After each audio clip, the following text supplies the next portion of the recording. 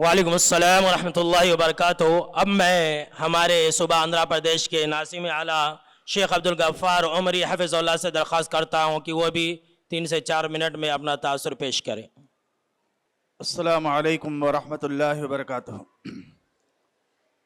الحمدللہ رب العالمین والعاقبۃ للمتقین والصلاة والسلام علی سید المرسلین وعلی آلہ وصحبہ اجمعین، اما بعد فاعوذ باللہ من الشیطان الرجیم والذین جاہدوا فینا لنہدینہم سبلنا وان اللہ لمع المحسنین۔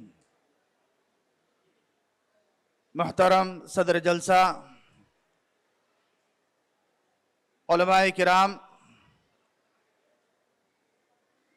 سامعین کرام، ذمہ داران جامعہ، اساتذہ کرام، معلمین، معلمات گرامی،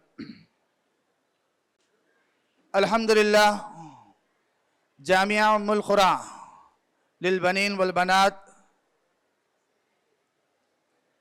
اس کا یہ 10واں سالانہ اجلاس، جس کی کارکردگی کو ہم تقریباً عصر سے لے کر سن رہے تھے، اس موقع پر کچھ تاثرات پیش کرنے کے لیے مجھے کہا گیا۔ بانیان جامعہ جناب محمد عیسیٰ صاحب نے اپنی گفتگو کے دوران اس جامعہ کے انعقاد کے لیے کیا کیا مسائل پیش آئے اور کس طریقے سے عزم لے کر وہ اٹھے تھے اسے بتایا،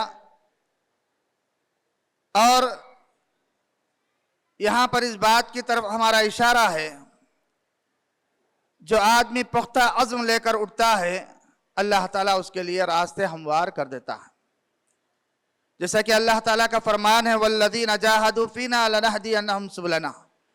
ہر آدمی محنت کرتا ہے، کچھ محنتیں اپنی ذات کے لیے ہوتی ہیں، کچھ محنتیں دنیا گزارنے کے لیے ہوتی ہیں، کچھ محنتیں نسل کو بنانے کے لیے ہوتی ہیں۔ آج آپ نے دیکھا اس 10 سالہ پروگرام کے اندر بتایا گیا کہ تقریباً 400 بچے اور بچیاں یہاں پر پڑھ رہے ہیں، اور یہاں کا آدونی جو تاریخی شہر ہے، جس طریقے سے بتایا گیا کہ یہاں کا ماحول کیسے ہیں، ایسے ماحول میں ان تمام بچے اور بچیوں کے دلوں کے اندر توحید کی آگ لگانا اور گھروں کو روشن کرنا یہ کوئی معمولی کام نہیں ہے۔ اللہ تبارک و تعالیٰ اس کام میں برکت عطا فرمائے، اور جو لوگ محنت کر رہے ہیں اللہ تعالیٰ ان کے عزائم کو، حوصلے کو بلند فرمائے اور ان کے معاملات کو آسان فرمائے۔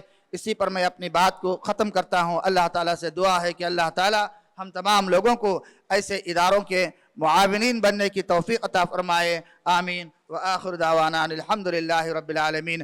ساتھ ہی میں تمام جامعہ کے بانیین کا اور معاونین کا، جن لوگوں نے ہم کو یہاں پر مدعو کیا ہے، ان کا شکریہ ادا کرتا ہوں۔ السلام علیکم ورحمۃ اللہ وبرکاتہ۔